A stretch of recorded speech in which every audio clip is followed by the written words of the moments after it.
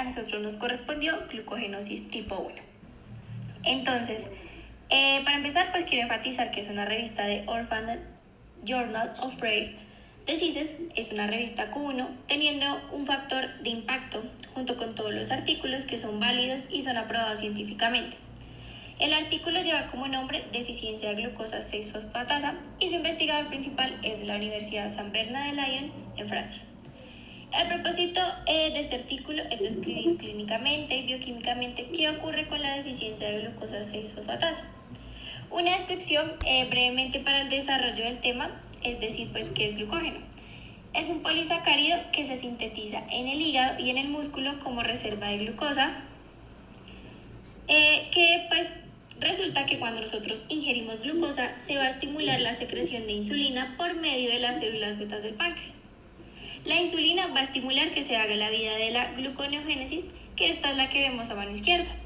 La glucosa se convierte en glucosa 6-fosfato y esto lo hace por medio de la glucoquinasa y a nivel muscular por la exoquinasa. Entonces pues nos centraremos en nivel hepático. Recordemos que la glucosa 6-fosfato va a coger varias rutas. Uno que es la glucogenogénesis y la otra la glucogenólisis. Centrándonos pues en la síntesis de glucógeno y recordando que es una ruta anabólica y utilizamos energía para hacerla. Entonces, la insulina va a estimular la glucogenosintasa, que es una enzima reguladora de esta ruta. Entonces, como la insulina está mediada por esta, se viene para la síntesis de glucógeno porque pues hay bastante cantidad de glucosa en sangre. Después la glucosa 6-fosfato pasa a glucosa 1,6-fosfato.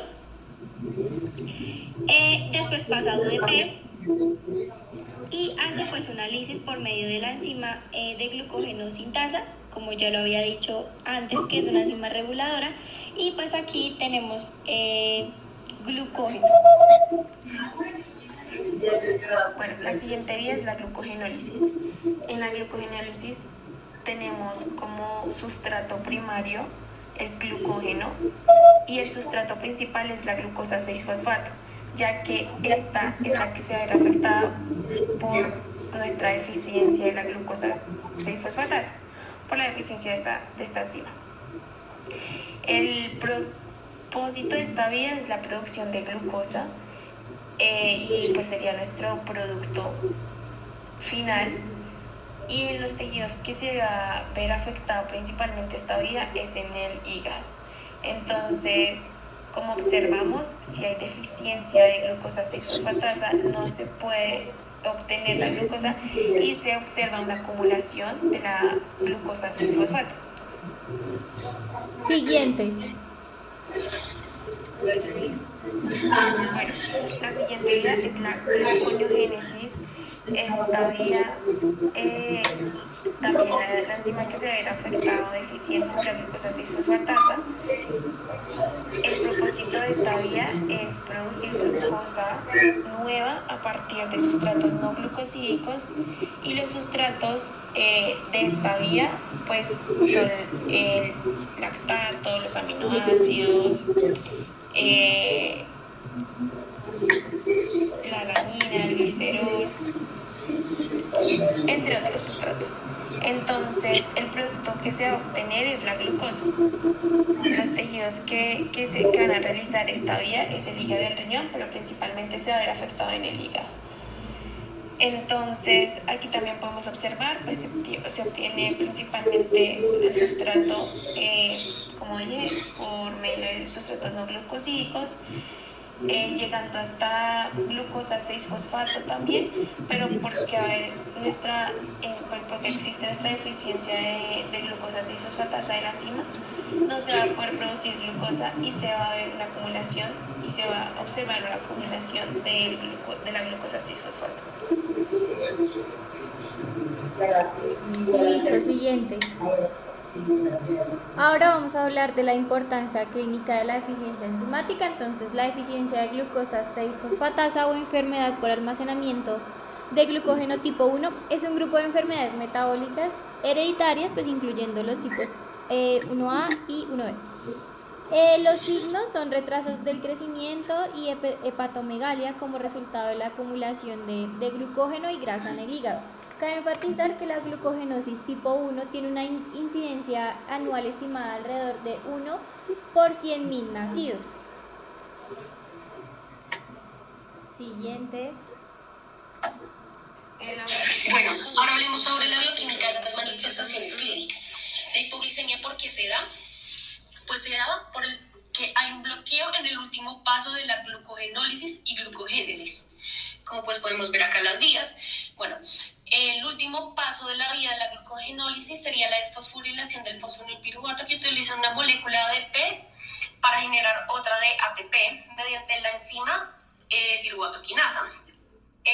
La gluconegénesis, la última reacción sería la conversión de fructosa 1,6-bifosfato en fructosa 6-bifosfato y la conversión de glucosa 6-fosfato a glucosa. Y esta reacción se da mediante la glucosa 6-fosfatasa, que tiene la acción de fosforilar la glucosa 6-fosfato para producir la glucosa.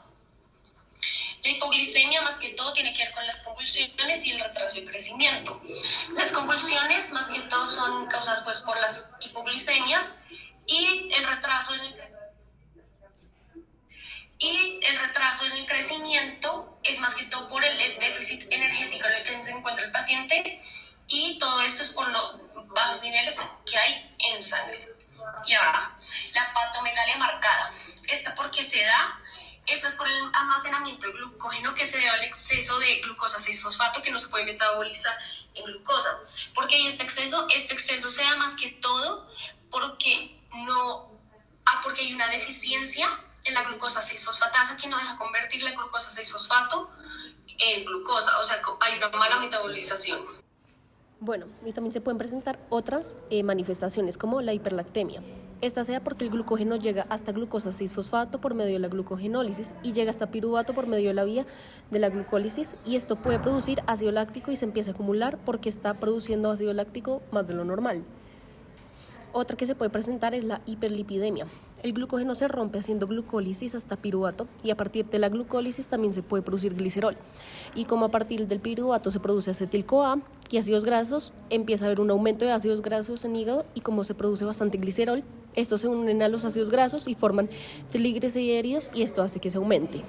La última por mencionar sería la hiperuricemia. Se hace glucogenólisis hasta glucosa 6-fosfato y puede coger la vía de las pentosas produciendo ribosa 5-fosfato como producto final. También la ribosa 5-fosfato produce ácido úrico, y esto hace que se produzcan más purinas de nuevo, haciendo que se produzca un nuevo ácido úrico.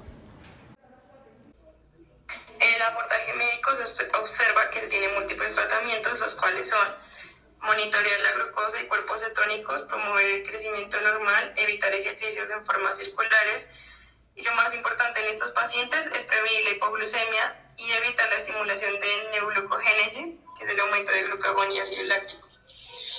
La glucemia se debe mantener sobre 70 miligramos sobre decilitros.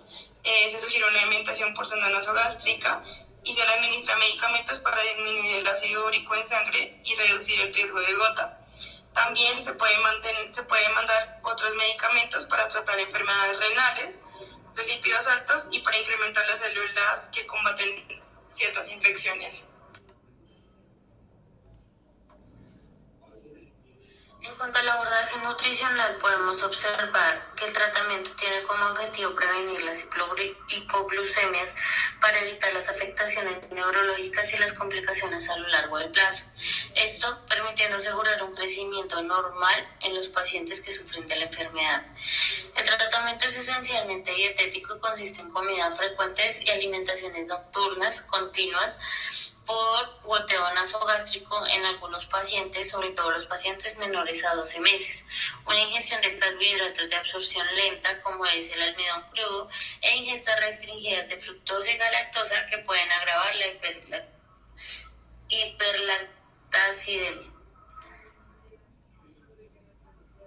En cuanto al control que se debe tener en las calorías, es debido a que si no se da un consumo adecuado de las calorías, no se puede corregir el trastorno metabólico y va a seguir generando una hipoglicemia, una hiperlactacidemia y una hiperuricemia.